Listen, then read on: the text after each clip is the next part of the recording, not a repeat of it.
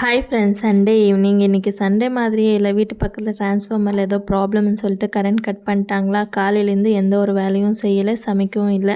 Previous day cook பண்ண left over வச்சே manage பண்ணியாச்சு. ஈவினிங் போல் மாமியார் வந்திருந்ததுனால பஜ்ஜி செஞ்சு காஃபி போட்டு குடிச்சிட்டு நைட்டு டின்னருக்கு தோசையும் சிக்கன் கிரேவி தான் ரெடி பண்ணிகிட்டு இருந்தேன்.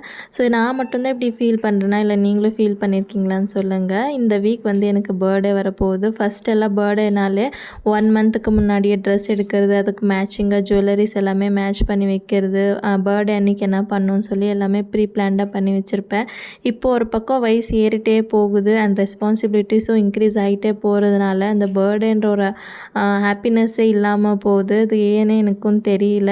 வீட்டில் எல்லாருமே புது ட்ரெஸ் வாங்கிக்கும், கேக் கட் பண்ணலான்னு எல்லாமே சொல்கிறாங்க. ஏன்னு தெரியல, எனக்கு அந்த இன்ட்ரெஸ்ட்டே இல்லை. பட் இந்த வாட்டி பர்த்டே எப்படி செலிப்ரேட் பண்ண போகிறேன்னு எனக்கே தெரியல.